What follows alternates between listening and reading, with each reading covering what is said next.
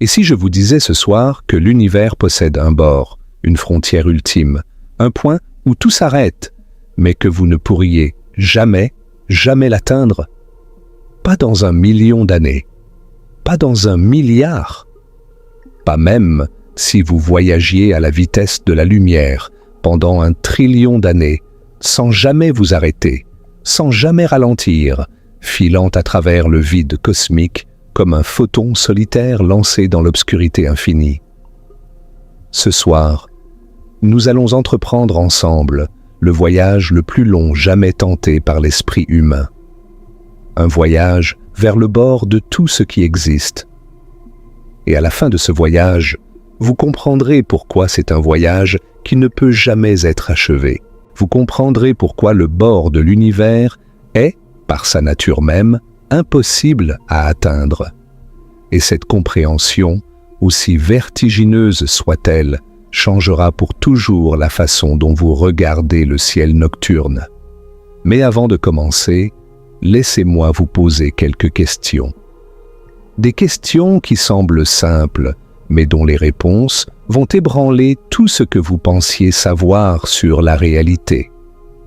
Premièrement, saviez-vous que l'univers observable mesure 93 milliards d'années-lumière de diamètre, alors que l'univers lui-même n'a que 13,8 milliards d'années?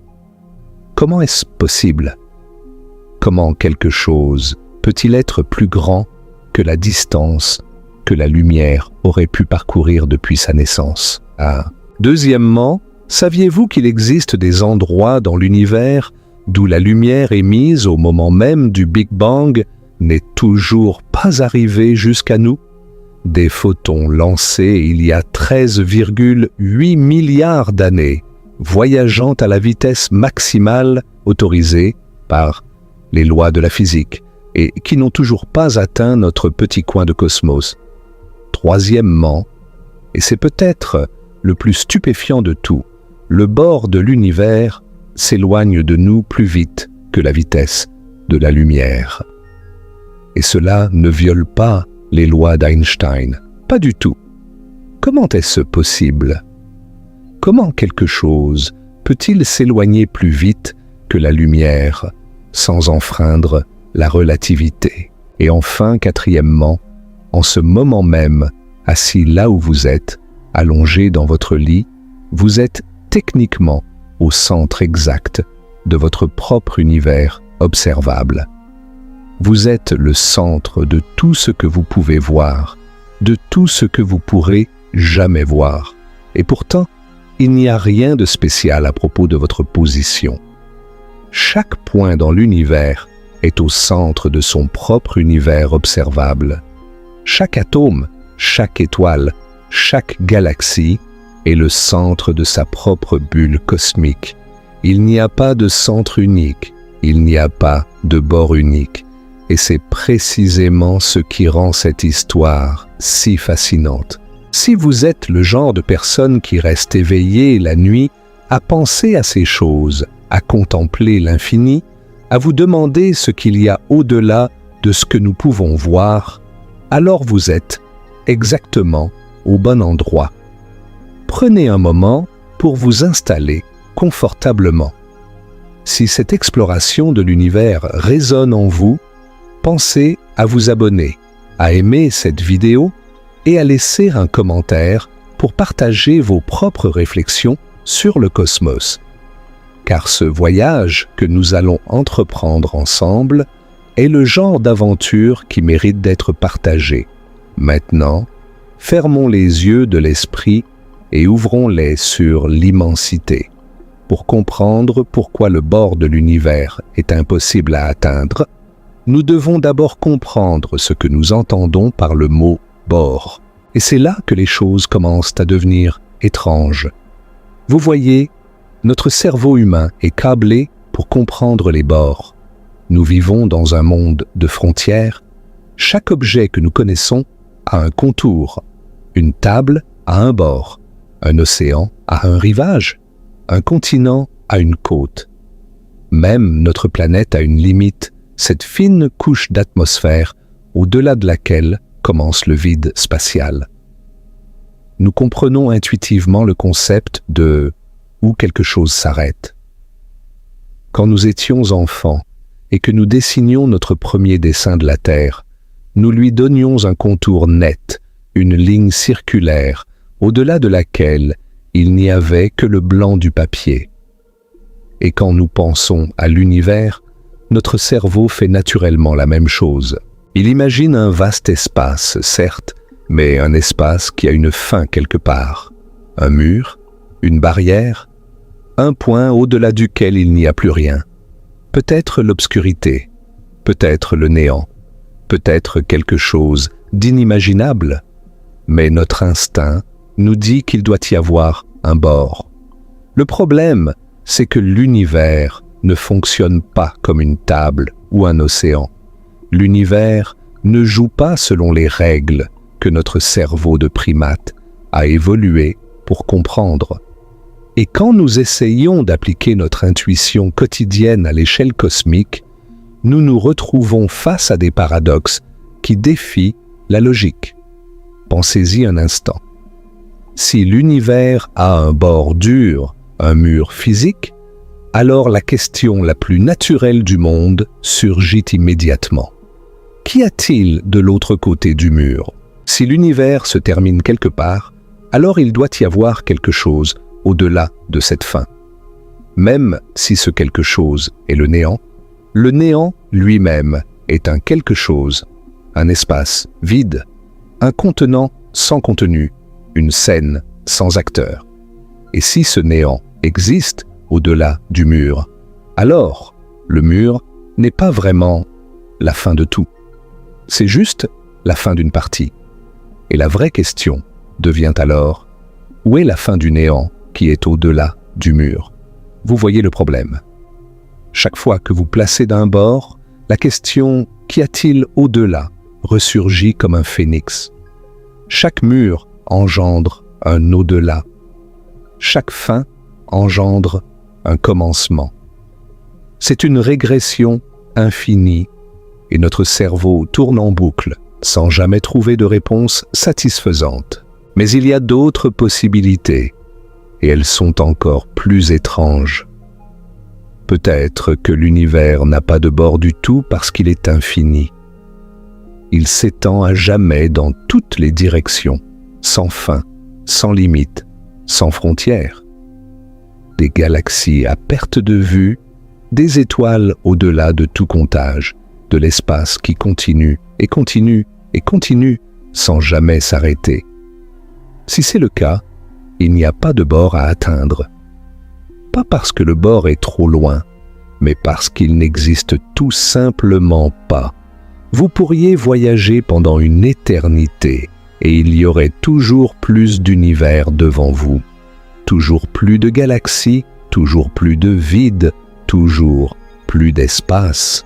L'infini est un concept que nous utilisons facilement en mathématiques, mais quand nous essayons de le visualiser physiquement, quand nous essayons d'imaginer un espace réel, tangible, qui n'a littéralement pas de fin, notre cerveau commence à protester.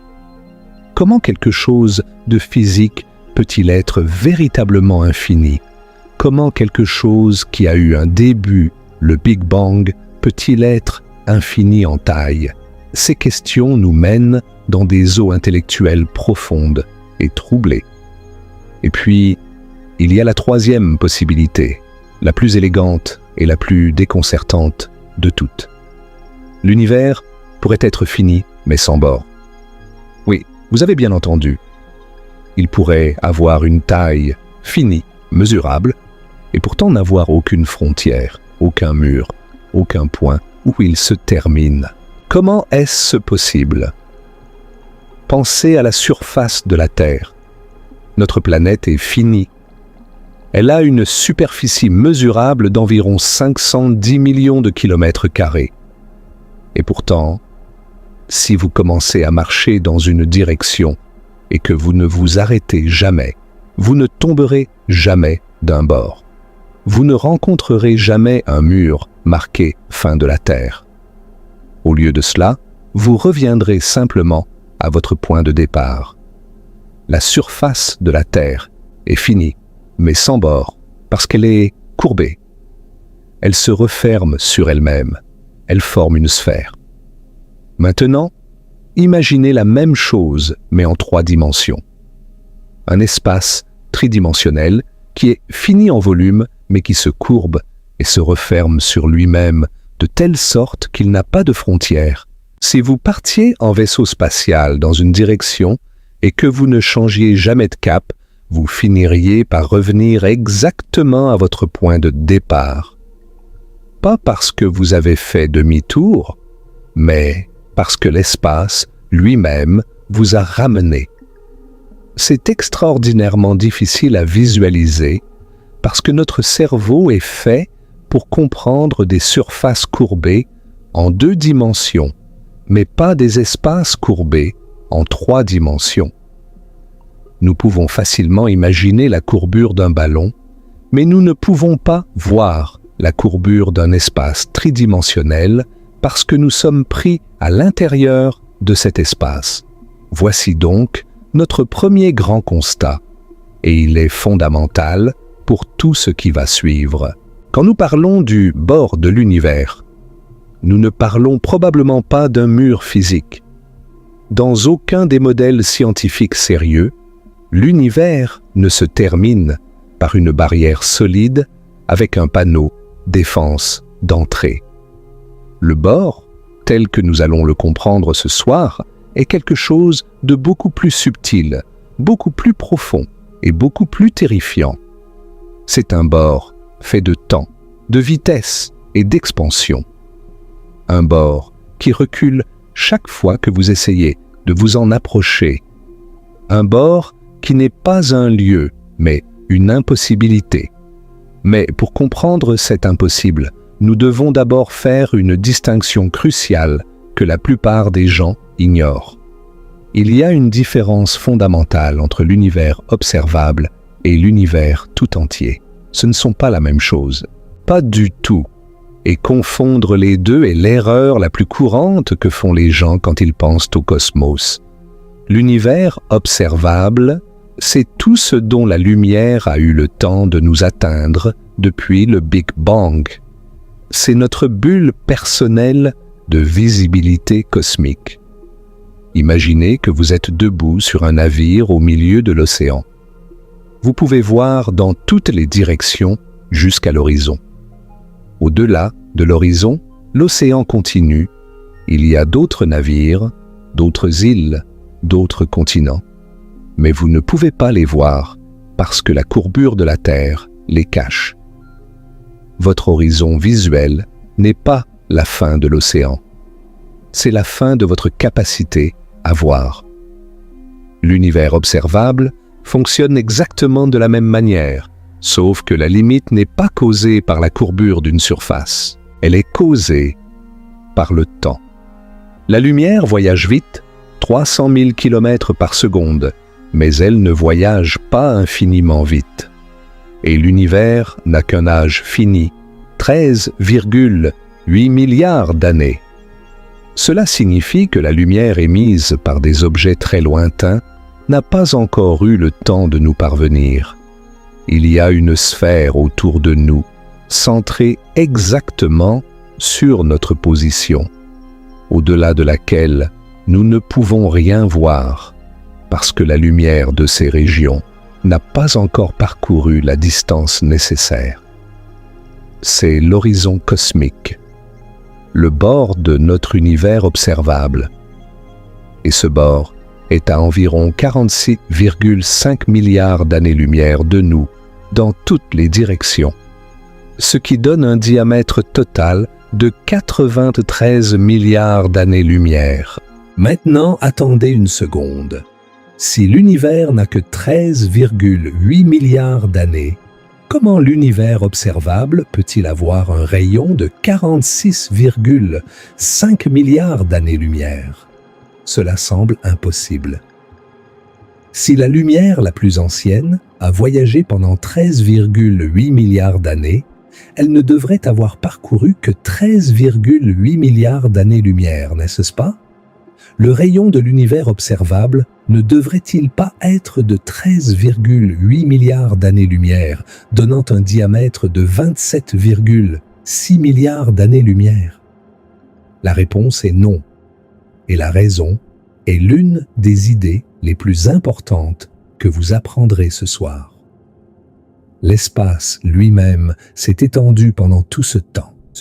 Quand cette lumière ancienne a été émise il y a 13,8 milliards d'années, l'objet qui l'a émise était beaucoup plus proche de nous qu'il ne l'est maintenant.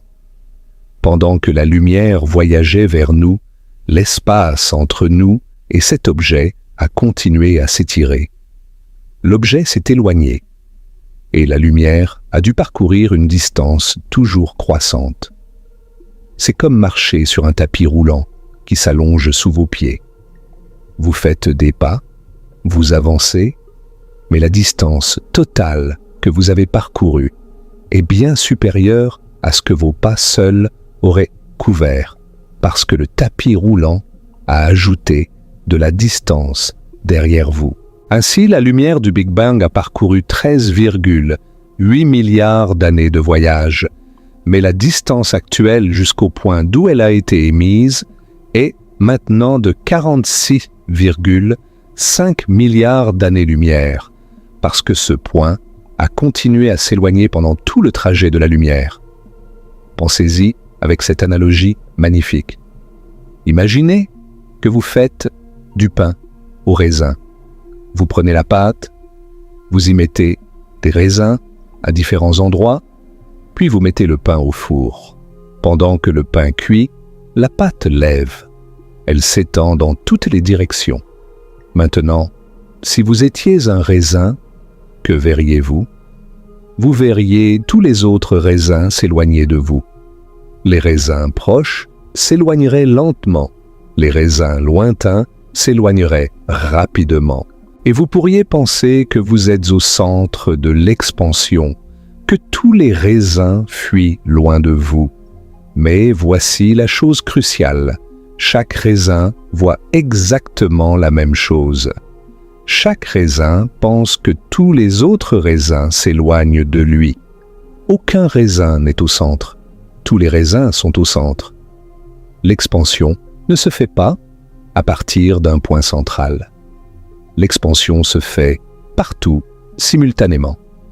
La pâte elle-même, l'espace lui-même, grandit uniformément dans toutes les directions. Les raisins, les galaxies, ne bougent pas vraiment à travers la pâte. C'est la pâte entre eux qui s'étire. Et c'est exactement ce qui se passe avec l'univers. L'espace entre les galaxies s'étire. Les galaxies elles-mêmes ne se déplacent pas nécessairement très vite à travers l'espace. Elles sont essentiellement immobiles dans leur voisinage local d'espace-temps. Mais la distance entre elles augmente parce que le tissu de l'espace-temps lui-même grandit. Et qu'y a-t-il exactement au bord de notre univers observable? Qu'est-ce que nous voyons quand nous regardons aussi loin que nos instruments nous le permettent? Nous voyons le rayonnement cosmique de fond, le CMB, la plus ancienne lumière de l'univers. Ce n'est pas un mur physique, c'est un mur temporel. Quand nous regardons le CMB, nous ne voyons pas un lieu dans l'espace, nous voyons un moment dans le temps. Nous voyons l'univers tel qu'il était 380 000 ans après le Big Bang, le moment où l'univers est devenu transparent pour la première fois. Avant ce moment, l'univers était un plasma opaque et brûlant. Les photons ne pouvaient pas voyager librement. Ils rebondissaient constamment sur les électrons libres, comme la lumière dans un brouillard épais. Puis, quand l'univers s'est suffisamment refroidi, les électrons se sont combinés avec les noyaux atomiques pour former des atomes neutres. Soudainement, les photons étaient libres. La lumière a été libérée, et c'est cette lumière, étirée par 13,8 milliards d'années d'expansion cosmique en micro-ondes, que nous détectons aujourd'hui dans toutes les directions du ciel. Le CMB est la surface de la dernière diffusion, le dernier moment où la lumière a interagi avec la matière avant de voyager librement à travers l'univers. C'est un instantané cosmique, une photo de bébé de l'univers entier. Mais voici ce qui est véritablement remarquable à propos de l'horizon cosmique. Il est différent pour chaque observateur dans l'univers. Chaque point dans l'univers a son propre univers observable, sa propre sphère de visibilité. Un extraterrestre vivant dans une galaxie à 40 milliards d'années-lumière de nous aurait un univers observable complètement différent du nôtre. Sa sphère cosmique serait centrée sur sa position. Il pourrait voir des galaxies et des structures que nous ne verrons jamais. Et inversement, il y a des choses que nous pouvons voir et qu'il ne pourra jamais observer. Nos univers observables se chevauchent partiellement, mais chacun contient des régions qui sont exclusivement visibles pour l'un, mais pas pour l'autre. Il n'y a pas de centre absolu. Il n'y a pas de bord absolu. Il n'y a que des perspectives, chacune aussi valide que les autres, chacune aussi centrale, chacune aussi limitée. Et maintenant, plongeons dans le cœur de notre histoire, l'expansion de l'espace. Car c'est l'expansion qui est la raison fondamentale pour laquelle le bord de l'univers est impossible à atteindre. Et pour comprendre l'expansion, nous devons remonter à l'une des découvertes les plus révolutionnaires de toute l'histoire de la science. En 1929, un astronome américain du nom d'Edwin Hubble fit une observation qui allait transformer à jamais notre compréhension du cosmos. En étudiant la lumière des galaxies lointaines, Hubble remarqua quelque chose d'étrange. La lumière de presque toutes les galaxies était décalée vers le rouge, ce qu'on appelle le redshift. Ce décalage signifie que les ondes lumineuses provenant de ces galaxies étaient étirées, allongées, comme le son d'une sirène d'ambulance qui s'éloigne de vous et dont la note semble baisser. Si une galaxie s'éloigne de nous, la lumière qu'elle émet est étirée vers des longueurs d'onde plus longues, plus rouges. Et Hubble découvrit que non seulement les galaxies s'éloignaient de nous, mais que les galaxies les plus éloignées s'éloignaient les plus vite. Il y avait une relation directe et proportionnelle entre la distance d'une galaxie et sa vitesse de récession.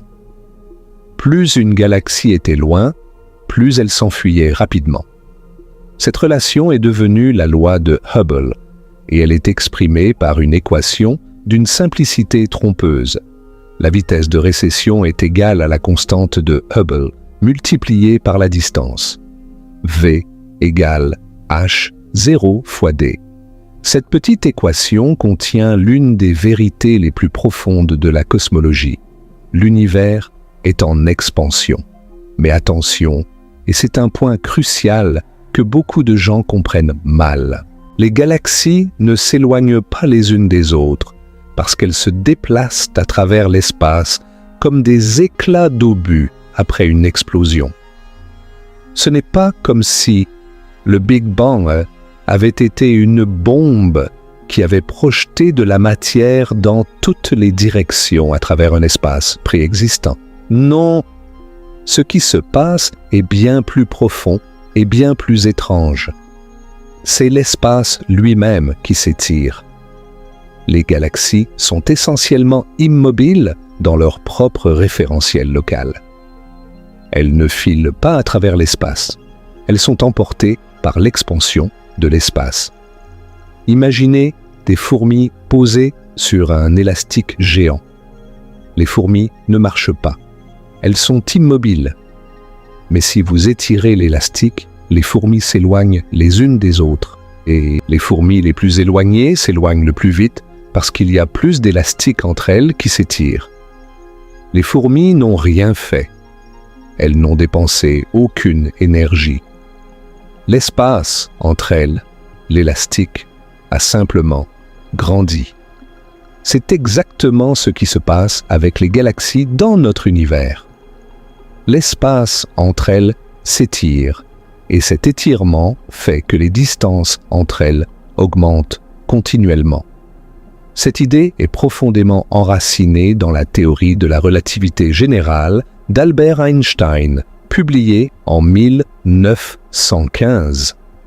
La relativité générale nous dit que l'espace et le temps ne sont pas des toiles de fond rigides et immuables sur lesquelles les événements se déroulent.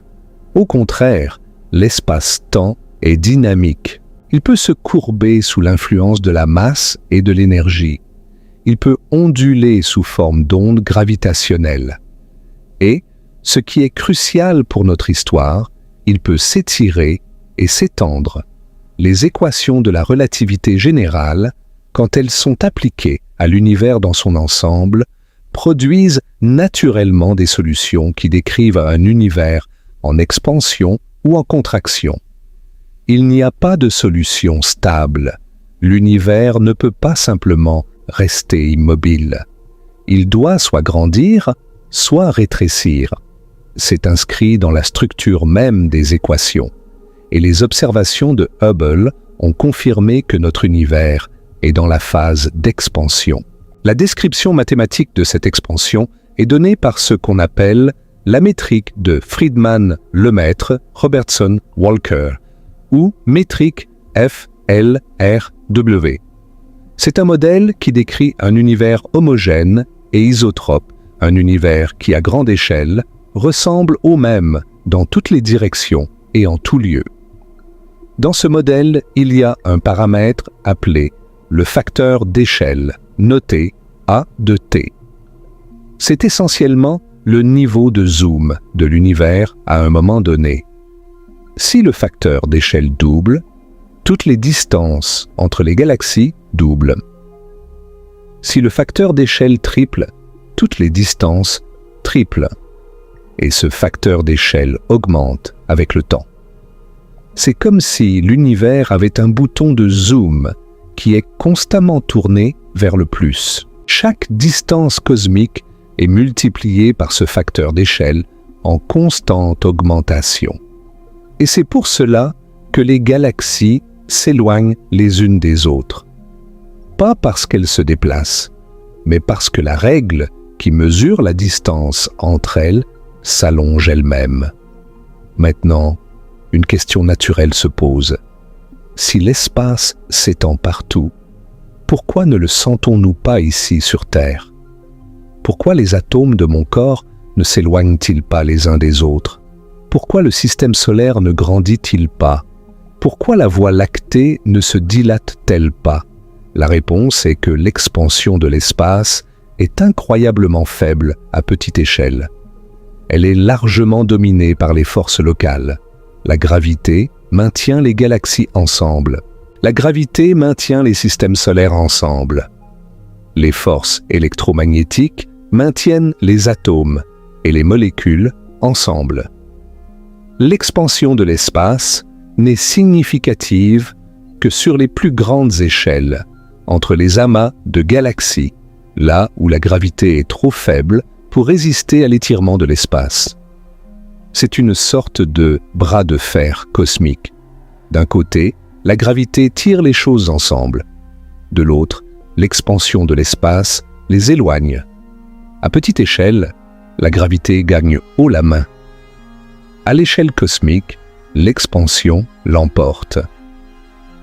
La frontière entre les deux, le point où l'expansion commence à dominer la gravité, se situe à l'échelle des superamas de galaxies, soit des centaines de millions d'années-lumière.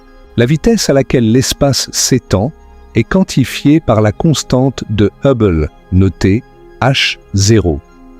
Sa valeur est d'environ 70 km par seconde par mégaparsec. Qu'est-ce que cela signifie concrètement?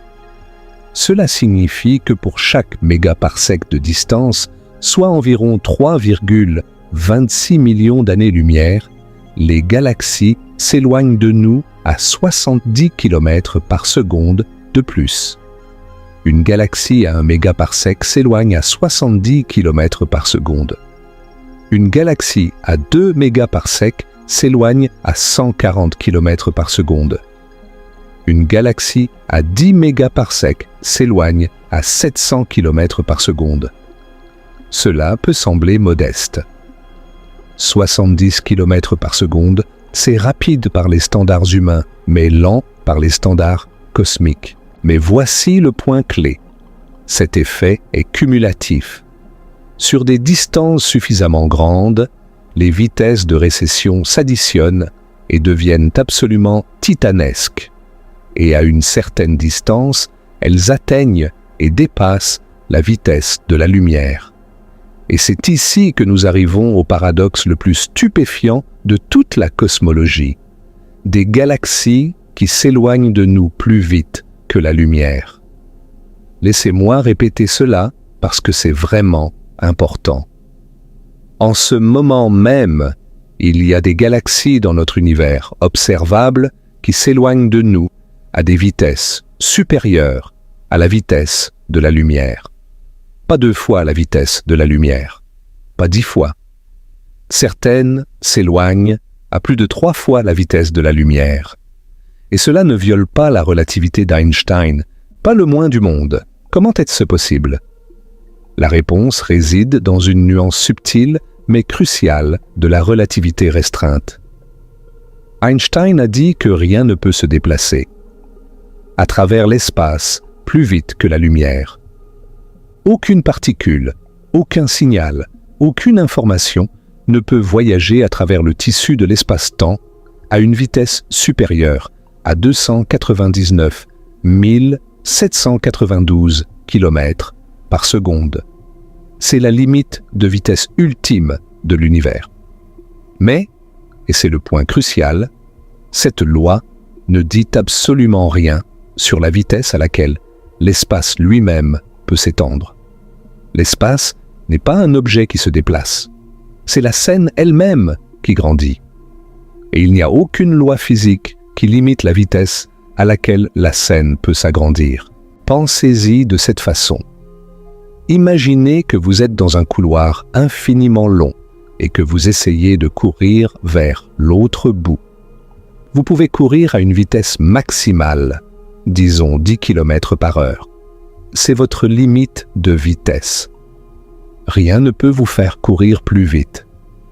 Mais maintenant, imaginez que le couloir lui-même s'allonge. De nouvelles sections de couloir sont constamment insérées entre vous et votre destination. Le couloir grandit à 15 km par heure. Vous courez à 10, mais le couloir s'allonge à 15. Vous ne faites plus aucun progrès. En fait, malgré vos efforts, la destination s'éloigne de vous à 5 km par heure. Et personne ne triche. Vous respectez votre limite de vitesse. Le couloir ne se déplace pas, il grandit. Aucune loi n'est violée, mais vous n'arriverez jamais au bout. C'est exactement ce qui se passe avec la lumière dans l'univers en expansion. La lumière respecte sa limite de vitesse. Elle voyage toujours à exactement 299 792 km par seconde à travers l'espace local. Mais si l'espace entre la source de lumière et nous s'étend plus vite que la lumière ne peut le traverser, alors cette lumière ne nous atteindra jamais. Elle est comme un nageur dans un courant plus fort que sa nage. Elle fait des progrès locaux, mais perd la course globale. Pour mieux comprendre cette situation, nous devons distinguer 2 concepts importants: la sphère de Hubble et l'univers observable. La sphère de Hubble est la distance à laquelle la vitesse de récession des galaxies est exactement égale à la vitesse de la lumière. Cette distance est d'environ 14,7 milliards d'années-lumière. Au-delà de cette sphère, les galaxies reculent plus vite que la lumière. En deçà, elle recule moins vite. Maintenant, vous pourriez penser que la sphère de Hubble et l'univers observable sont la même chose. Si les galaxies au-delà de la sphère de Hubble reculent plus vite que la lumière, comment pourrions-nous les voir? Leur lumière ne devrait-elle pas être emportée? La réponse est surprenante et contre-intuitive. Nous pouvons voir au-delà de la sphère de Hubble. L'univers observable s'étend à 46,5 milliards d'années-lumière, bien au-delà des 14,7 milliards d'années-lumière de la sphère de Hubble. Comment? Parce que la sphère de Hubble elle-même change avec le temps. Dans le passé, quand la lumière de ces galaxies lointaines a été émise, ces galaxies étaient dans la sphère de Hubble. Elles reculaient alors moins vite que la lumière. La lumière qu'elles ont émise a pu commencer son voyage vers nous avec succès. Depuis, ces galaxies ont été emportées au-delà de la sphère de Hubble par l'expansion accélérée, mais leur lumière était déjà en chemin. Et la sphère de Hubble a elle-même grandi au fil du temps, ce qui a permis à cette lumière de continuer à progresser vers nous malgré l'expansion. Mais il existe une limite plus fondamentale, plus définitive que la sphère de Hubble. C'est l'horizon des événements cosmiques. C'est la distance au-delà de laquelle la lumière émise aujourd'hui ne nous atteindra jamais, peu importe combien de temps nous attendons. C'est le vrai bord, le point de non-retour cosmique. Et contrairement à la sphère de Hubble, qui est un concept instantané, l'horizon des événements cosmiques est une condamnation permanente. Tout ce qui se trouve au-delà de cet horizon est perdu pour nous à jamais. La lumière émise de ces régions aujourd'hui voyagera vers nous, mais ne réussira jamais à surmonter l'expansion de l'espace. Elle sera emportée, éternellement piégée dans le courant cosmique, nageant vers nous mais reculant en réalité, comme un poisson dans une rivière trop rapide. L'analogie de la rivière est particulièrement éclairante. Imaginez que vous êtes debout sur la berge d'une rivière. Vous voulez nager jusqu'à l'autre rive. Vous pouvez nager à 5 km par heure. Si le courant est de 3 km par heure, vous pouvez encore traverser, bien que vous soyez emporté en aval. Si le courant est de 5 km par heure, exactement votre vitesse de nage, vous restez sur place, faisant des efforts mais ne progressant pas. Si le courant est de 10 km par heure, plus du double de votre vitesse, vous êtes emporté en aval malgré tous vos efforts. Vous nagez de toutes vos forces vers la rive, mais la rive s'éloigne.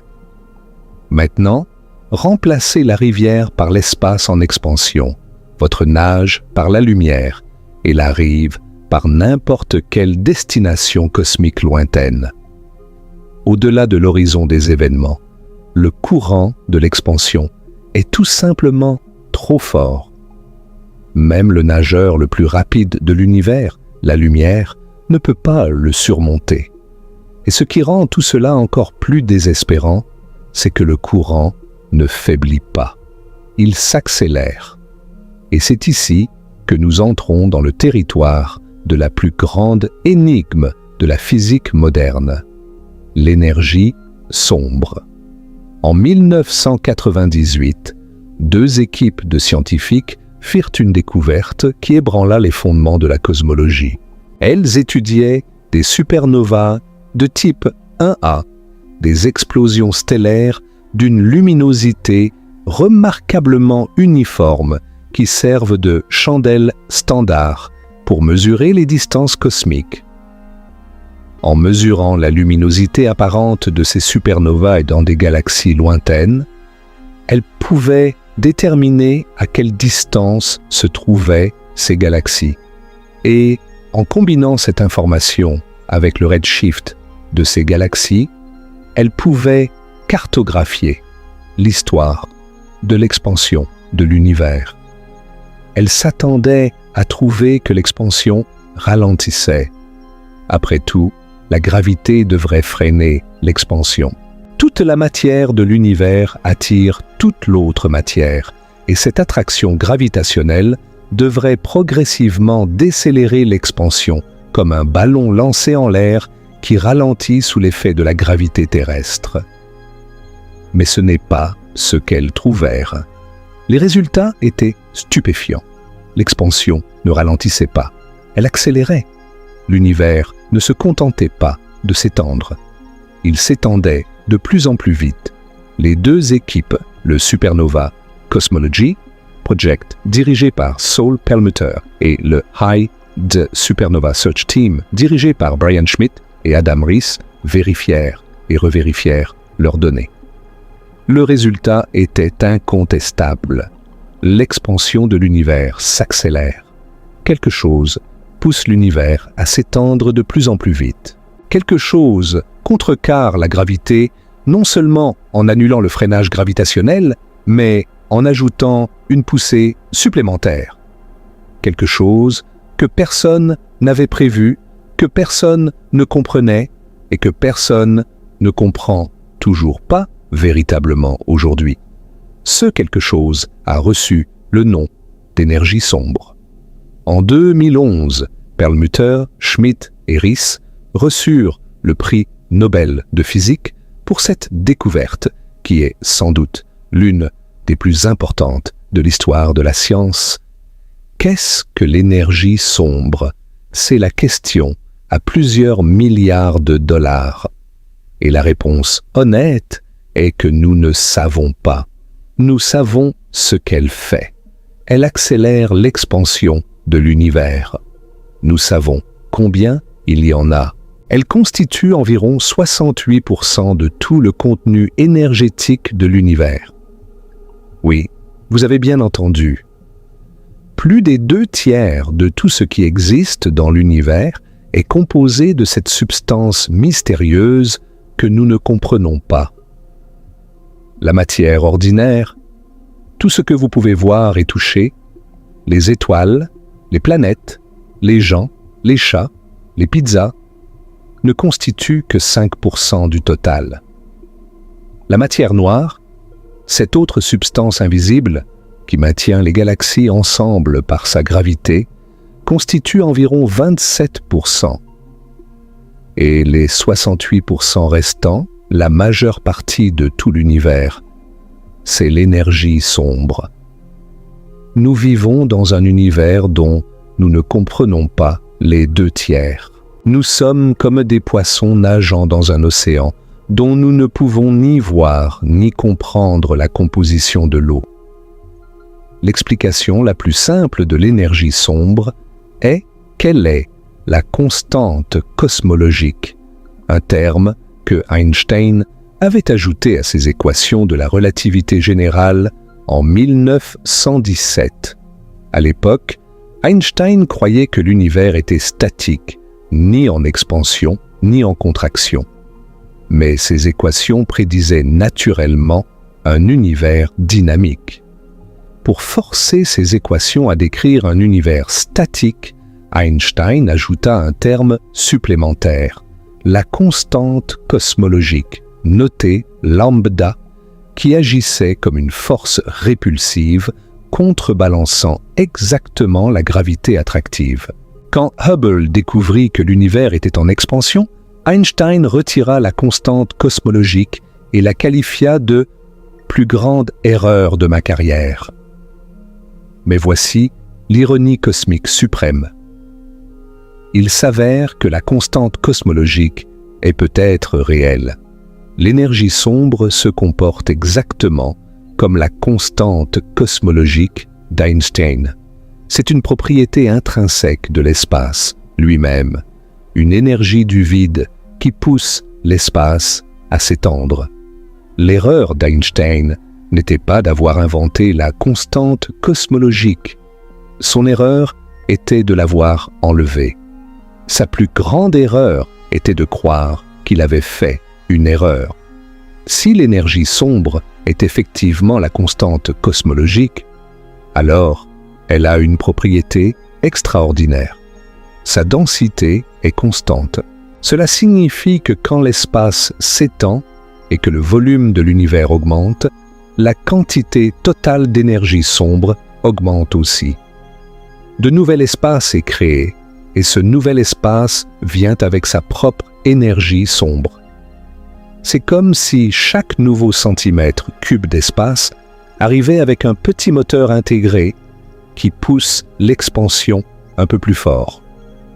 Plus l'univers s'étend, plus il y a d'espace, plus il y a d'énergie sombre, plus l'expansion s'accélère, plus il y a d'espace, et ainsi de suite dans une boucle de rétroaction positive qui garantit que l'expansion ne s'arrêtera jamais et ne fera que s'accélérer indéfiniment. Et c'est cette accélération qui scelle le destin du bord de l'univers. Sans énergie sombre, l'expansion de l'univers ralentirait progressivement sous l'effet de la gravité. Dans un tel scénario, il serait théoriquement possible, avec suffisamment de temps, d'atteindre des régions de plus en plus éloignées. L'horizon cosmique pourrait s'étendre, nous donnant accès à de plus en plus d'univers. Mais avec l'énergie sombre qui accélère l'expansion, c'est exactement l'inverse qui se produit. L'horizon des événements cosmiques se rapproche. De plus en plus de galaxies passent au-delà de cet horizon et sont perdues pour toujours. Chaque seconde qui passe, des galaxies qui étaient autrefois potentiellement accessibles deviennent définitivement inatteignables. Le bord ne recule pas simplement, il accélère dans sa fuite, et nous ne pourrons jamais le rattraper. Cela conduit à un avenir profondément solitaire pour notre coin de l'univers. Dans environ 100 milliards d'années, toutes les galaxies en dehors de notre groupe local, l'amas gravitationnellement lié, qui comprend la Voie lactée, Andromède et une soixantaine d'autres petites galaxies, auront franchi l'horizon cosmique. Elles seront invisibles. Leur lumière ne nous atteindra plus. Pour des astronomes vivant à cette époque lointaine, si une telle espèce existe encore, l'univers semblera étrangement vide. Ils verront leur propre galaxie, une galaxie géante formée par la fusion de la Voie lactée et d'Andromède, et un vaste vide sombre dans toutes les directions. Ils n'auront aucune preuve que d'autres galaxies aient jamais existé. Le rayonnement cosmique de fond sera tellement dilué par l'expansion qu'il sera indétectable. Les signatures de l'expansion cosmique seront invisibles parce que toutes les galaxies observables seront gravitationnellement liées et ne s'éloigneront pas. Ces futurs astronomes regarderont le ciel et concluront qu'ils vivent dans un univers contenant une seule galaxie dans un vide éternel et statique. Ils n'auront aucune raison de soupçonner le Big Bang, aucune raison de deviner l'existence de centaines de milliards d'autres galaxies, aucune raison d'imaginer que l'univers est en expansion. Toutes les preuves cosmologiques que nous avons aujourd'hui seront effacées par le temps et l'expansion. Nous vivons donc dans une ère privilégiée de l'histoire cosmique. Un bref moment, cosmiquement parlant, où nous pouvons encore voir les preuves de notre propre histoire, où les galaxies lointaines sont encore visibles, où le CMB est encore détectable, où nous pouvons encore reconstituer l'histoire de l'univers. C'est une fenêtre temporelle, et elle se ferme lentement. Les informations disparaissent au-delà de l'horizon, irrémédiablement perdues. Chaque photon qui franchit l'horizon des événements cosmiques est un morceau d'histoire de l'univers que nous ne récupérerons jamais. Mais l'énergie sombre n'est peut-être pas aussi simple que la constante cosmologique. Il existe d'autres modèles qui tentent d'expliquer l'accélération de l'expansion, et certains d'entre eux ont des implications radicalement différentes pour l'avenir de l'univers. L'un de ces modèles est la quintessence, un champ dynamique d'énergie sombre dont la densité changerait avec le temps. Si l'énergie sombre n'est pas constante mais diminue progressivement, l'expansion pourrait éventuellement ralentir et peut-être même s'inverser, conduisant à un Big Crunch, un effondrement final de l'univers sur lui-même. Mais si l'énergie sombre augmente avec le temps, les conséquences sont bien plus dramatiques. C'est le scénario de l'énergie fantôme, ou Phantom Energy, qui conduit à ce qu'on appelle le Big Rip, la grande déchirure. Dans ce scénario, l'expansion de l'espace s'accélérerait tellement qu'elle finirait par vaincre non seulement la gravité entre les galaxies, mais aussi la gravité au sein des galaxies, au sein des systèmes solaires, au sein des planètes, au sein des atomes eux-mêmes. Tout serait littéralement déchiré. Les galaxies se disloqueraient. Les étoiles seraient arrachées de leurs orbites. Les planètes se fragmenteraient. Les atomes se désintégreraient. L'espace-temps lui-même se déchirerait dans une singularité finale et universelle. Le bord de l'univers ne serait plus une abstraction lointaine. Il viendrait à nous. Il existe aussi des théories de gravité modifiées qui proposent que nous n'avons pas besoin de l'énergie sombre du tout, que l'accélération de l'expansion pourrait s'expliquer simplement par le fait que nous ne comprenons pas correctement la gravité à très grande échelle. Peut-être que la relativité générale, aussi magnifiquement précise soit-elle aux échelles solaires et galactiques, a besoin d'être modifiée aux échelles cosmiques. Ces théories sont intrigantes, mais n'ont pas encore reçu de confirmation observationnelle convaincante. Maintenant, prenons du recul et abordons quelque chose qui va encore approfondir notre compréhension. La forme de l'univers. Car la forme de l'univers détermine si un bord est même conceptuellement possible. Et la géométrie de l'univers est dictée par son contenu en énergie et en matière, par la relativité générale et par les mesures les plus précises que l'humanité ait jamais effectuées. Selon la relativité générale, l'espace-temps est courbé par la masse et l'énergie. À grande échelle, la courbure totale de l'univers dépend de la densité moyenne de matière et d'énergie. Si cette densité est supérieure à une certaine valeur critique, l'univers est positivement courbé, comme la surface d'une sphère, mais en 3 dimensions. Si elle est inférieure à la valeur critique, l'univers est négativement courbé, comme une selle de cheval, mais en 3 dimensions. Et si elle est exactement égale à la valeur critique, l'univers est plat, comme une feuille de papier infinie, mais en 3 dimensions. Un univers sphérique, positivement courbé, est fini en volume, mais n'a pas de bord, exactement comme la surface de la Terre est finie en superficie, mais n'a pas de bord. Vous pouvez voyager indéfiniment dans une direction et vous reviendrez à votre point de départ sans jamais rencontrer une frontière. Dans un tel univers, le concept de bord n'a tout simplement pas de sens. Il n'y a pas de lieu où l'univers se termine. L'espace se courbe et se referme sur lui-même. C'est fini, mais illimité. Un univers plat ou un univers en forme de selle sont infinis.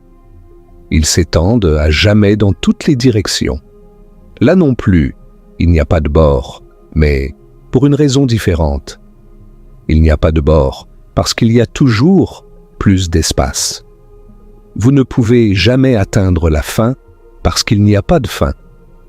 L'espace continue indéfiniment. Les mesures effectuées par les satellites WMAP et Planck en étudiant les fluctuations de température du rayonnement cosmique de fond ont déterminé avec une précision remarquable que l'univers est plat à 0,4% près. C'est l'une des mesures les plus précises de toute la cosmologie. L'univers semble être plat ou si proche de plat que nous ne pouvons pas mesurer la différence. Si l'univers est parfaitement plat, il est probablement infini. Et un univers infini n'a évidemment pas de bord. Mais la géométrie ne raconte pas toute l'histoire. Il y a aussi la question de la topologie, qui concerne la façon dont l'espace est connecté à lui-même. La géométrie nous dit si l'espace est courbé ou plat. La topologie nous dit si l'espace est simplement connecté ou s'il se replie sur lui-même de manière complexe. Voici un exemple concret. Prenez une feuille de papier. Elle est plate, sa géométrie est euclidienne. Maintenant, roulez cette feuille en cylindre. La géométrie est toujours plate.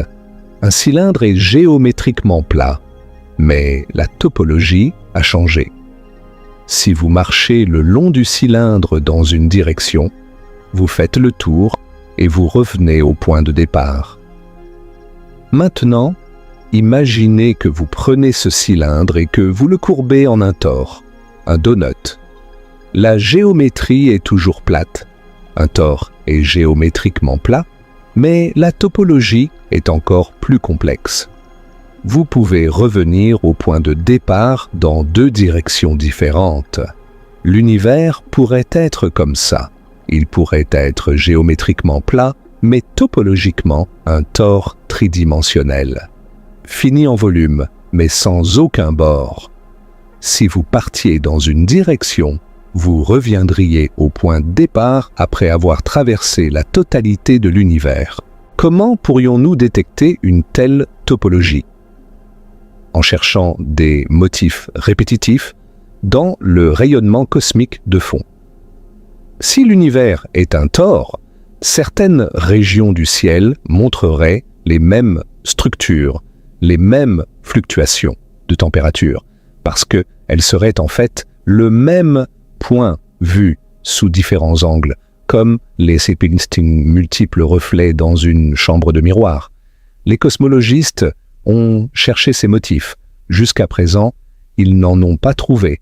Mais cela ne signifie pas que l'univers n'a pas une topologie non triviale. Cela pourrait simplement signifier que la taille de l'univers est trop grande par rapport à la taille de notre univers observable pour que les motifs soient détectables. Donc, dans tous les scénarios scientifiques sérieux, que l'univers soit infini et plat, fini et sphérique, ou fini et toroïdal, il n'y a pas de bord, il n'y a pas de mur, il n'y a pas de panneau disant « fin de l'univers ». Le bord, au sens d'une frontière physique que vous pourriez atteindre et toucher, n'existe tout simplement pas dans notre compréhension actuelle de la physique, et pourtant, il y a un bord. Pas dans l'espace, mais dans le temps. Le Big Bang, c'est l'ultime bord de l'univers. Mais c'est un bord temporel, pas spatial. Le Big Bang n'est pas un lieu dans l'espace. C'est un moment dans le temps. Et tout comme il y a un bord à notre univers observable dans l'espace, il y a un bord absolu dans le temps, au-delà duquel nous ne pouvons pas voir, au-delà duquel nous ne pouvons pas aller, au-delà duquel les concepts mêmes de avant et au-delà cessent d'avoir un sens. Mais d'abord, dissipons un malentendu très courant sur le Big Bang. La plupart des gens imaginent le Big Bang comme une explosion gigantesque qui s'est produite quelque part dans l'espace, un point précis à partir duquel la matière a été projetée dans toutes les directions, comme un feu d'artifice cosmique. C'est une image séduisante, mais totalement fausse. Le Big Bang n'a pas eu lieu en un point de l'espace. Le Big Bang a été l'expansion de l'espace lui-même. Il s'est produit partout, simultanément. Chaque point de l'univers actuel était le lieu du Big Bang. Quand vous regardez autour de vous en ce moment, chaque centimètre cube d'espace que vous voyez était autrefois compressé dans un état de densité et de température infinie. Le Big Bang n'a pas eu lieu à un endroit. Chaque endroit est le Big Bang. L'expansion ne se fait pas à partir d'un centre parce qu'il n'y a pas de centre. Quand nous disons que l'univers était plus petit dans le passé, nous ne voulons pas dire qu'il occupait un petit volume dans un espace plus grand. Nous voulons dire que les distances entre tous les points étaient plus petites. L'espace entier était compressé. Et l'expansion est l'étirement de tout cet espace, partout en même temps. Maintenant, remontons le temps et explorons les premiers instants de l'univers, ces moments vertigineux où les lois de la physique, telles que nous les connaissons, atteignaient leurs limites et au-delà. Au tout début, dans ce qu'on appelle l'époque de Planck, entre 0 et 10 puissance moins 43 secondes après le Big Bang, les 4 forces fondamentales de la nature, la gravité, l'électromagnétisme, la force nucléaire forte et la force nucléaire faible, étaient unifiées en une seule superforce. La température était de 10 puissance 32 degrés Kelvin. La densité était si élevée que tout notre univers observable était comprimé dans un volume plus petit qu'un atome. Et notre physique, toutes nos équations, toutes nos théories cessent de fonctionner dans ces conditions.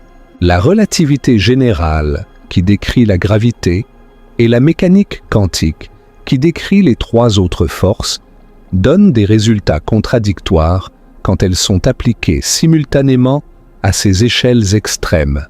Nous n'avons pas de théorie de la gravité quantique qui unifie les deux. L'époque de Planck est un mystère total. Nous ne savons littéralement rien de ce qui s'est passé pendant cette infime fraction de seconde. C'est un mur d'ignorance, un bord de notre connaissance. Ensuite vient l'époque de la grande unification, entre 10 puissance moins 43 et 10 puissance moins 36 secondes, où la gravité se sépare de la superforce unifiée, mais les 3 autres forces restent unies. Puis, entre 10 puissance moins 36 et 10 puissance moins 32 secondes, quelque chose de spectaculaire se produit. L'inflation cosmique. Pendant cette infime fraction de seconde, plus brève qu'un clignement d'œil à un degré inimaginable, l'univers connaît la croissance la plus violente et la plus rapide de son histoire. Il se dilate d'un facteur de 10 puissance 26. Cela signifie qu'un objet de la taille d'un proton, infiniment plus petit que la plus petite chose que vous puissiez imaginer, est soudainement étiré à une taille plus grande qu'une galaxie.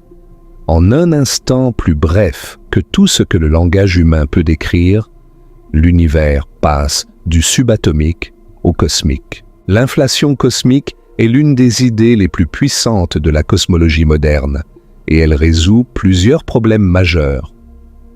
Le premier est le problème de l'horizon. Le rayonnement cosmique de fond a presque exactement la même température dans toutes les directions du ciel, à une part pour 100 000 près. Cela signifie que des régions de l'univers qui sont aujourd'hui séparées par des milliards d'années-lumière, des régions si éloignées l'une de l'autre que la lumière n'a pas eu le temps de voyager entre elles depuis le Big Bang, ont exactement la même température.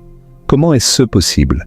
Comment des régions qui n'ont jamais été en contact causal peuvent-elles être si parfaitement uniformes? La réponse de l'inflation est que ces régions étaient en contact avant l'inflation. Elles faisaient partie du même petit patch d'espace, en équilibre thermique, partageant la même température. Puis l'inflation les a arrachées l'une à l'autre et les a éloignées à des distances cosmiques. L'uniformité du CMB est un écho fossilisé de leur ancienne proximité.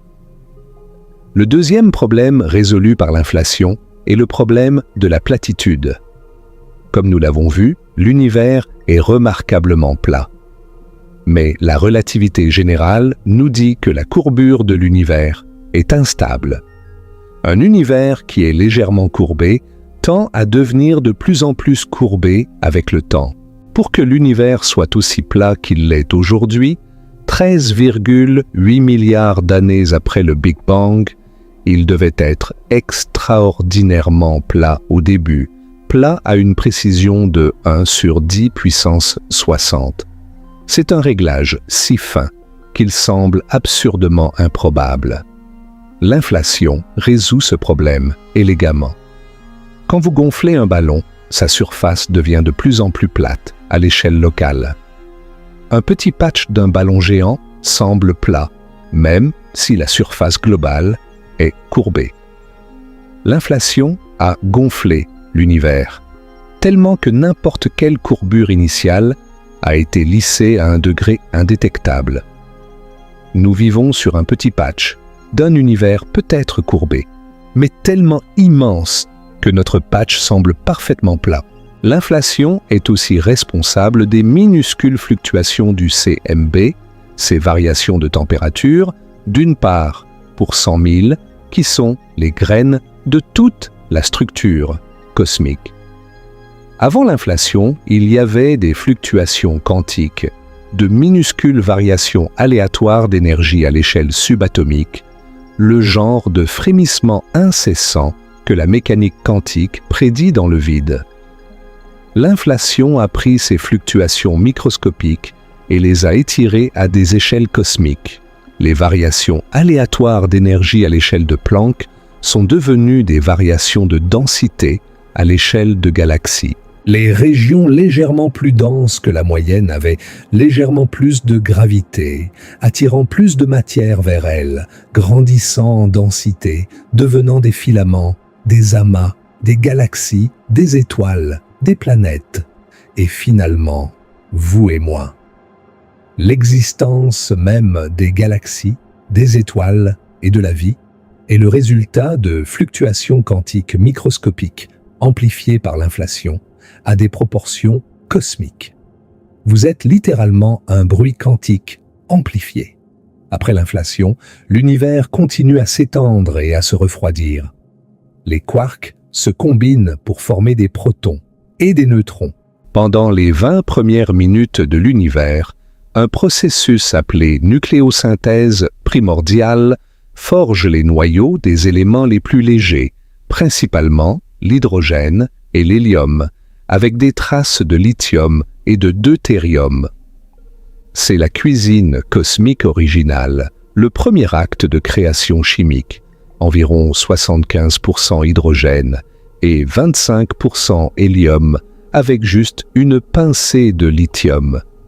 Tous les éléments plus lourds, le carbone, l'oxygène, le fer, l'or, seront forgés plus tard dans les cœurs des étoiles et dans les explosions de supernovae. Mais les ingrédients de base sont créés dans ces 20 premières minutes. Puis pendant 380 000 ans, l'univers est un plasma brûlant et opaque, trop chaud pour que les atomes se forment. Les électrons sont libres et rebondissent la lumière dans toutes les directions, rendant l'univers impénétrable à la lumière, comme un brouillard épais et incandescent. Puis, quand la température descend suffisamment, environ 3000 degrés Kelvin, les électrons sont capturés par les noyaux pour former les premiers atomes neutres. C'est la recombinaison. Et soudainement, la lumière est libre. Les photons peuvent enfin voyager en ligne droite sans être constamment déviés.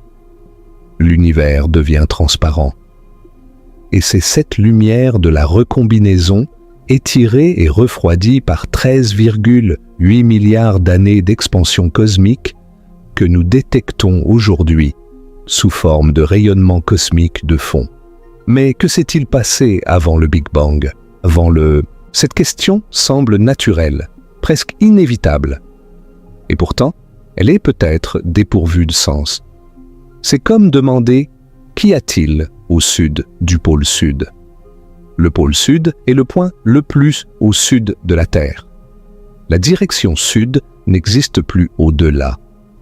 Le concept même de « plus au sud » perd son sens. De la même façon, le Big Bang est le début du temps lui-même.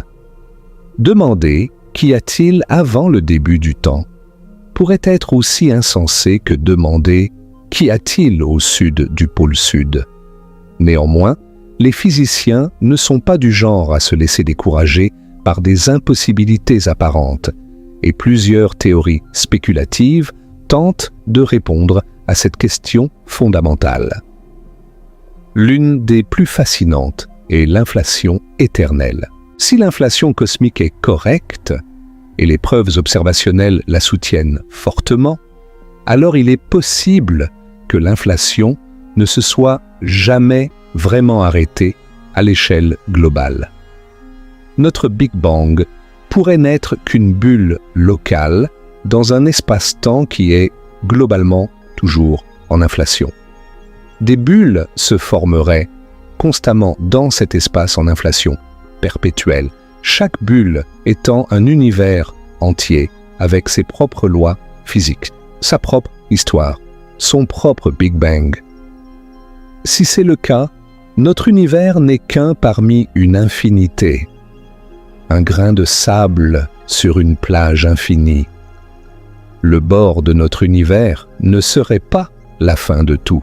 Ce serait simplement le bord de notre bulle, au-delà duquel existeraient d'innombrables autres bulles univers, à jamais inaccessibles, à jamais séparées de nous par des régions d'espace-temps en inflation éternelle. Le modèle cyclique propose une autre vision. Selon cette théorie, le Big Bang n'est pas un commencement unique, mais un événement récurrent. L'univers passe par des cycles infinis d'expansion et de contraction. Chaque cycle se termine par un Big Crunch, un effondrement de l'univers sur lui-même, suivi d'un nouveau Big Bang. L'univers est comme un cœur cosmique qui bat éternellement, se dilatant et se contractant dans un rythme sans fin. Dans cette vision, il n'y a ni commencement, ni fin véritable. Le temps est cyclique, pas linéaire. Et le bord de notre univers dans le temps n'est pas un début, mais un passage d'un cycle au suivant. Il y a aussi la possibilité que l'univers soit né d'une fluctuation quantique du vide. En mécanique quantique, le vide n'est pas vraiment vide. Il est rempli de fluctuations d'énergie, de paires de particules virtuelles qui apparaissent et disparaissent constamment. Certains physiciens ont proposé que l'univers tout entier pourrait être une fluctuation quantique extrême, un emprunt d'énergie cosmique au vide quantique. L'univers serait apparu littéralement à partir de rien, pas le rien philosophique du néant, mais le rien physique du vide quantique, un état débordant de potentialité, même en l'absence de matière et d'énergie classique. Et puis, il y a la cosmologie branaire, inspirée par la théorie des cordes, qui propose que notre univers est une membrane tridimensionnelle, une brane, flottant dans un espace de dimension supérieure, appelé le bulk. Notre Big Bang pourrait avoir été causé par la collision de notre brane avec une autre brane parallèle. Si c'est le cas, le bord de notre univers est la brane elle-même, et au-delà se trouvent des dimensions supplémentaires et d'autres branes univers. Toutes ces théories sont spéculatives. Aucune n'a été confirmée expérimentalement. Nous n'avons actuellement aucun moyen de tester ce qui s'est passé avant le Big Bang, ou même si la question a un sens. C'est un bord de notre connaissance aussi fondamental que le bord de l'univers observable. C'est un mur au-delà duquel notre science ne peut pas voir. Pas encore. Et peut-être jamais. Maintenant, faisons quelque chose d'audacieux. Faisons quelque chose de complètement fou. Essayons réellement d'atteindre le bord de l'univers. Pas en théorie, en pratique. Imaginons que nous avons le vaisseau spatial le plus avancé que la technologie la plus avancée imaginable puisse construire. Un vaisseau capable de voyager à la vitesse de la lumière. Et partons en voyage vers le bord de tout ce qui existe. Voyons exactement ce qui se passe. Voyons exactement pourquoi c'est impossible. Notre voyage commence ici, sur Terre. Cette petite planète bleue qui orbite autour d'une étoile ordinaire, dans la banlieue d'une galaxie ordinaire. Pour quitter la Terre, nous devons d'abord atteindre la vitesse de libération, environ 11,2 km par seconde. À bord de notre vaisseau voyageant à la vitesse de la lumière, nous laissons la Terre en un clin d'œil. En 1,3 secondes, nous passons la Lune. Elle défile comme un rocher pâle dans notre rétroviseur. En 8 minutes et 20 secondes, nous dépassons l'orbite de la Terre autour du Soleil. En 5 heures et demie, nous passons Jupiter avec ses tempêtes géantes et ses lunes glacées. En 4 heures et demie, nous atteignons Saturne et ses anneaux éblouissants. En quelques heures de plus, nous croisons Uranus et Neptune, les géantes de glace solitaires, aux confins du système solaire. Puis vient le vrai défi. L'espace entre les étoiles. Après Neptune, le prochain objet d'intérêt est le nuage d'Oort, une vaste coquille sphérique de comètes glacées qui marque la vraie frontière gravitationnelle de notre Soleil. Le nuage d'Oort s'étend à peut-être 1 ou 2 années-lumière du Soleil. À la vitesse de la lumière, il nous faut 1 à 2 ans pour le traverser, et au-delà du nuage d'Oort, nous entrons dans l'immensité interstellaire. L'étoile la plus proche, Proxima Centauri, est à 4,2 années-lumière. À la vitesse de la lumière, il nous faut 4 ans et 2 mois pour y arriver. 4 ans de voyage à la vitesse la plus rapide possible dans l'univers. Et nous n'avons même pas quitté notre voisinage stellaire immédiat. Nous avons à peine fait un pas. Continuons. Notre galaxie, la Voie lactée, est un disque spiralé d'environ 100 000 années-lumière de diamètre. Elle contient entre 100 et 400 milliards d'étoiles.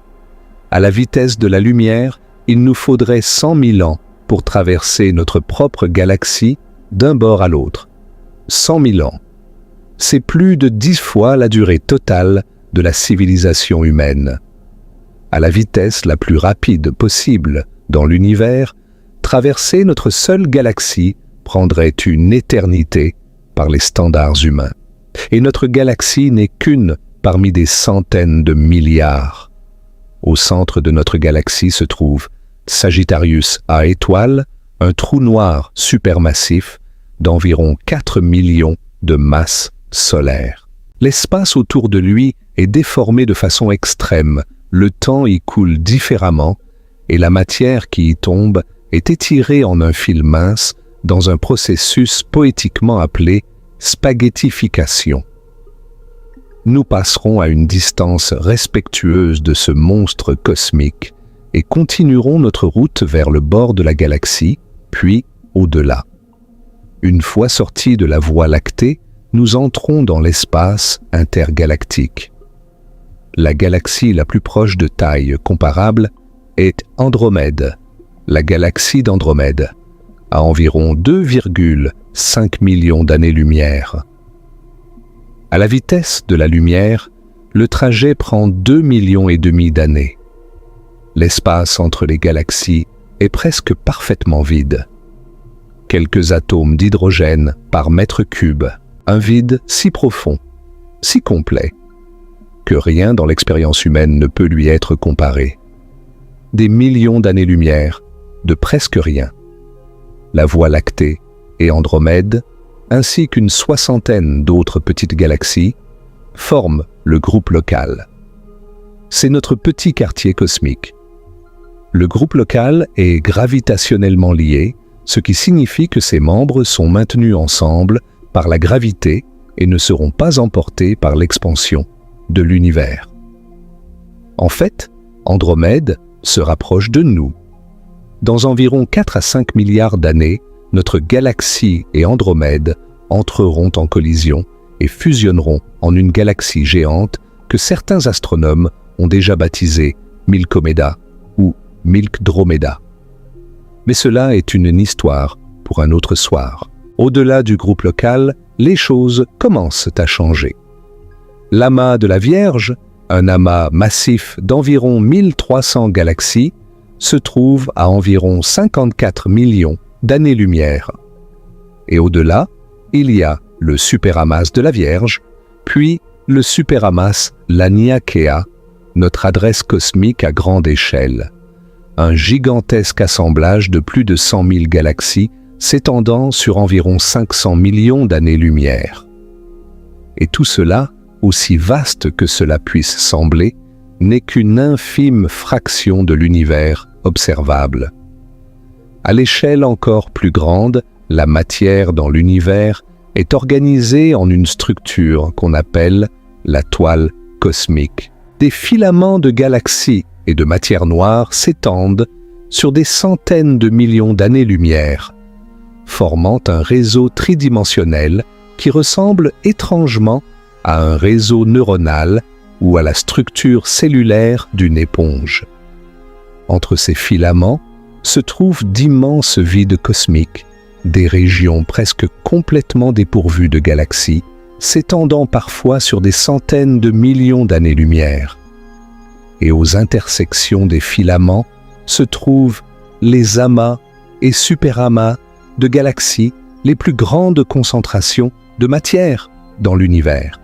La plus grande structure connue dans l'univers observable est le Grand Mur d'Hercule Couronne boréale, un assemblage de galaxies d'environ 10 milliards d'années-lumière de longueur. 10 milliards d'années-lumière. C'est plus d'un dixième du diamètre de l'univers observable tout entier. Et nous continuons notre voyage, traversant filaments et vides, amas et superamas, passant des milliards de galaxies, chacune contenant des milliards d'étoiles, chacune de ces étoiles pouvant abriter ses propres planètes, sa propre histoire, peut-être sa propre vie. Le cosmos est d'une richesse incompréhensible, d'une abondance qui dépasse tout ce que l'esprit humain peut saisir. Mais maintenant, quelque chose change. Nous approchons de la sphère de Hubble. Nous sommes à environ 14,7 milliards d'années-lumière de la Terre. Et à cette distance, quelque chose d'extraordinaire se produit. Les galaxies devant nous commencent à reculer à la vitesse de la lumière. Nous voyageons à la vitesse de la lumière vers elles, mais elles s'éloignent de nous à la vitesse de la lumière.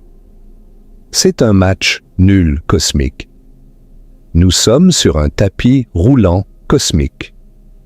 Nous courons à vitesse maximale, mais le tapis roule sous nos pieds à la même vitesse dans la direction opposée. Nous ne faisons aucun progrès. Nous sommes immobiles par rapport à notre destination, malgré le fait que nous voyageons à la vitesse maximale autorisée par les lois de la physique. Et au-delà de la sphère de Hubble, les choses deviennent encore pires. Les galaxies reculent maintenant plus vite que la lumière. Nous voyageons à la vitesse de la lumière.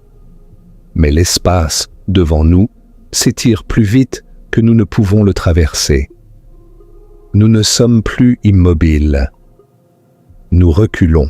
Malgré tous nos efforts, malgré le fait que nous filons à 299 792 km par seconde, la destination s'éloigne de nous. Nous perdons du terrain. La course est perdue. Puis, nous atteignons l'horizon des événements cosmiques. Le point de non-retour, à environ 16,5 milliards d'années-lumière, en distance commobile. Au-delà de ce point, rien de ce que nous émettons, aucun signal, aucun photon, ne reviendra jamais à la Terre. Nous sommes maintenant causalement déconnectés de notre origine, pour toujours. La Terre, le Soleil, la Voie lactée, tout ce que nous avons connu, se trouve maintenant derrière un horizon que nous ne pourrons jamais recroiser. Nous n'avons pas frappé un mur. Nous n'avons pas rencontré une barrière physique. Nous avons simplement été avalés par l'expansion de l'espace. Le courant cosmique nous a emportés au-delà du point de retour, silencieusement, sans violence, sans même que nous le remarquions. Et si nous continuons, si nous persistons dans notre voyage vers le bord, que trouvons-nous? Nous trouvons plus d'univers. Toujours plus d'univers, des galaxies, des étoiles, des vides, des filaments. Le paysage cosmique ne change pas. Il n'y a pas de transition soudaine, pas de changement dans les lois de la physique, pas de signe que nous approchons d'une fin. L'univers continue, impassible, indifférent à notre quête. Et peu importe combien de temps nous voyageons, peu importe combien de milliards d'années-lumière nous parcourons, nous ne trouvons jamais le bord. Pas parce qu'il est trop loin, mais parce qu'il n'existe pas. Ou parce que s'il existe, il recule plus vite que nous ne pouvons le poursuivre. Nous sommes comme quelqu'un qui essaie de monter un escalier où de nouvelles marches sont ajoutées plus vite qu'on ne peut grimper. L'escalier est toujours devant nous, toujours en croissance, et nous n'atteindrons jamais le dernier palier. Mais voici la partie la plus déchirante de tout ce voyage. Si un alien vivait dans une galaxie à 40 milliards d'années-lumière de la Terre, et s'il observait notre vaisseau approcher de sa position, il ne verrait pas un vaisseau émergeant du bord de l'univers. Il verrait simplement un vaisseau venant d'une direction particulière du ciel. Pour lui, il n'y aurait rien de spécial à propos de la direction d'où nous venons. Son univers observable serait centré sur lui. Il serait au milieu de sa propre bulle cosmique. Et au-delà de son horizon, dans la direction opposée à la Terre, il y aurait d'autres galaxies que nous ne pourrons jamais voir. Des galaxies qui sont totalement au-delà de notre horizon cosmique, à jamais invisibles pour nous, mais parfaitement visibles pour lui. Et au-delà de son horizon, il y aurait encore plus de galaxies, visibles pour d'autres observateurs encore plus lointains. C'est une régression infinie de perspectives, chacune aussi valide que les autres, chacune centrée sur elle-même, aucune n'étant la perspective vraie. La conclusion de ce voyage imaginaire est dévastatrice dans sa simplicité. Le bord de l'univers est impossible à atteindre pour 4 raisons fondamentales qui se renforcent mutuellement. Premièrement, l'expansion de l'espace fait reculer le bord plus vite que la lumière ne peut le poursuivre. Deuxièmement, l'énergie sombre accélère cette récession, la rendant de plus en plus rapide avec le temps. Troisièmement, la vitesse de la lumière est une limite absolue que rien ne peut dépasser. Et quatrièmement, le bord lui-même n'existe peut-être pas en tant que lieu physique, soit parce que l'univers est infini, soit parce qu'il est fini, mais sans frontières. On ne peut pas atteindre quelque chose qui n'existe pas. On ne peut pas rattraper quelque chose qui s'enfuit plus vite qu'on ne peut le poursuivre. Et on ne peut pas contourner les limites imposées par les lois fondamentales de la physique. Le bord de l'univers est impossible à atteindre, non pas à cause de nos limites technologiques, mais à cause de la nature même de la réalité. Maintenant, approfondissons notre compréhension du rayonnement cosmique de fond, car il est véritablement la clé de voûte de notre connaissance cosmologique. Cette lumière ancienne, découverte par accident en 1964, est l'un des trésors les plus précieux de la science. Arno Penzias et Robert Wilson, deux physiciens travaillant au laboratoire Bell dans le New Jersey, avaient construit une antenne radio très sensible pour la communication par satellite. Mais ils étaient frustrés par un bruit de fond persistant qu'ils ne parvenaient pas à éliminer. Ils vérifiaient leur équipement encore et encore. Ils nettoyaient l'antenne. Ils découvraient des pigeons qui avaient niché à l'intérieur et enlevé leur fiente. Mais le bruit persistait. Il venait de toutes les directions du ciel, jour et nuit, été comme hiver. C'était un signal uniforme, constant, omniprésent. Après avoir éliminé toutes les sources possibles d'interférences, Penzias et Wilson réalisèrent qu'ils ne détectaient pas du bruit. Ils détectaient un signal cosmique. Ils captaient la lumière du Big Bang lui-même, refroidie et étirée en micro-ondes par des milliards d'années d'expansion. Ils avaient accidentellement découvert le rayonnement cosmique de fond. C'était l'une des découvertes les plus importantes de l'histoire de la science, et elle leur valut le prix Nobel de physique en 1978. Le CMB est remarquablement uniforme. Sa température est de 2,725 degrés Kelvin dans toutes les directions, avec des variations d'à peine une partie pour 100 000. C'est comme mesurer la température d'un four et trouver qu'elle ne varie que de 1 millième de degré d'un bout à l'autre. Cette uniformité extraordinaire est l'une des preuves les plus fortes de l'inflation cosmique qui a lissé les inhomogénéités et rendu l'univers presque parfaitement homogène. Mais ces minuscules variations, ces fluctuations d'une partie pour 100 000 sont absolument cruciales. Ce sont les graines de toute la structure de l'univers.